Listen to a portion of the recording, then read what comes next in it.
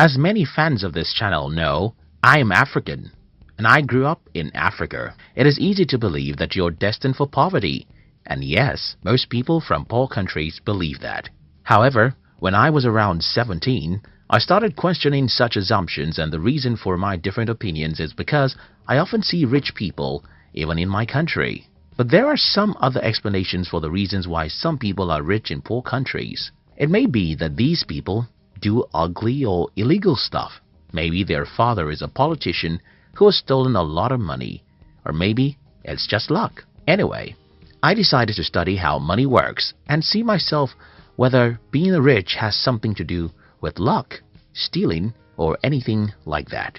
By age 20, I already knew the formula of wealth creation, and I was ready to follow such formula.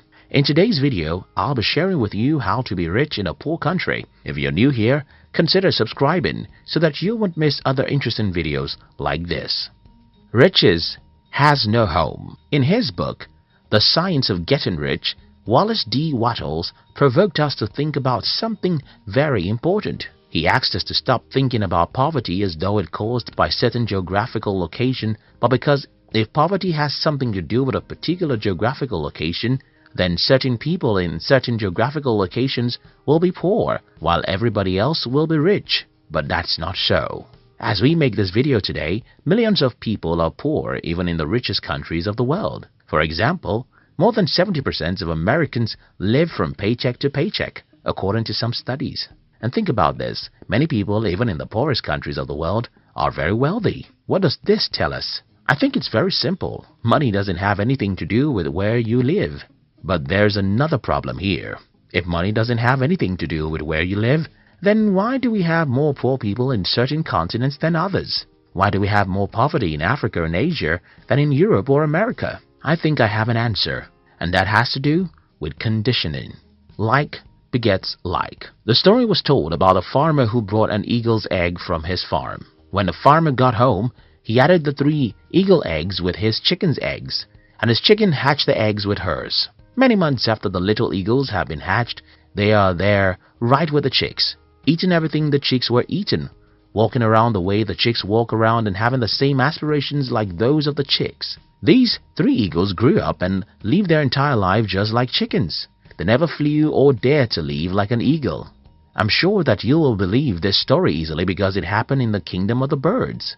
Well, like those eagles, like always begets like, even amongst human beings. So, what happens in poor countries is that when you're 7 years old, you'll notice that everyone around you is poor.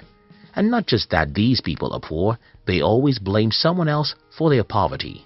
At age 7, you may not understand these people, but by the time you're 17, you're already successfully initiated into their evil world. What then happens is that as a young adult, whether you listen to your father, your mother, your uncles or teachers, everyone is blaming someone else for their state of being poor. It doesn't matter how strong you are, the natural thing to do is to become like these people. By the time an average human is 21 in a poor country, he has started thinking that the reason why he is poor is that the government or devil makes him poor. From this point, you can see how easy it is for these people to be poor and also make their children poor. It's pretty simple. Whenever you blame someone else for your life, what you're doing is folding your arms and saying, "It's not my fault. Let the man who causes man's poverty to come and make me rich. It's not my fault. Let the man who causes poverty to come make me rich." So the number one reason why most people are poor in poor countries is that everyone around them is poor when they are growing up. These people would not have become poor solely because everyone is poor. It's even worse because most poor people blame someone else for their poverty, and then they successfully teach their children to learn how to blame others for their lives. They have successfully destroyed such children's lives because they too will grow up not taking responsibility for their lives. The other problem about growing up in a community where everyone is poor is because you will never have any worthwhile mentor.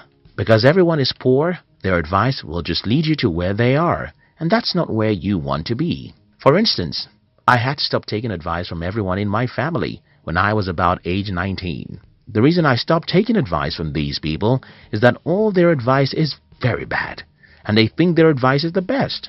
For example, my family members advise me to get a university degree because if I don't have a degree, I cannot be successful in life. They advise me that it is good to work for a bank, while I think it's better to build a bank. I mean, almost every advice my family members gave me about money, even till this day, is stupid. And what I did was to ignore them and instead choose successful people online and through books to be my models. Not everyone can do what I did. In fact, not everyone will ever have the insight into the fact that your poor uncles and parents had given the wrong advice about money. And that's a major reason why most people in poor countries are poor. The strong exploit the weak. When I claim in this video that one of the reasons why most people are poor in poor countries is because they have poor mentors, someone will ask me, okay, who made the first man poor before he became a mentor for others?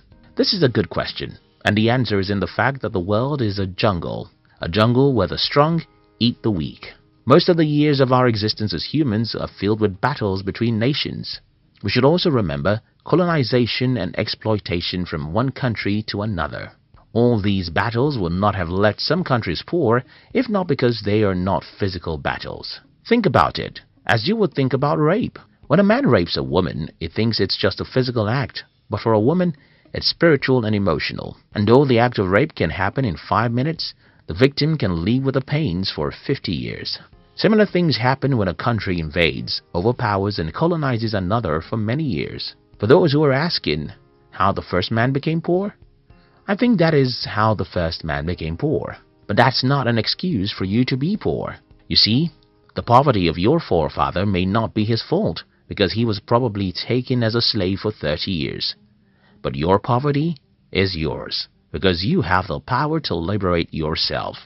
Country and personal prosperity. Another reason why many people are poor in poor countries is that most people seem not to understand that there are differences between national prosperity and personal prosperity. Because most people don't know that there's a difference between personal and national prosperity, many people in poor countries want to run to rich countries.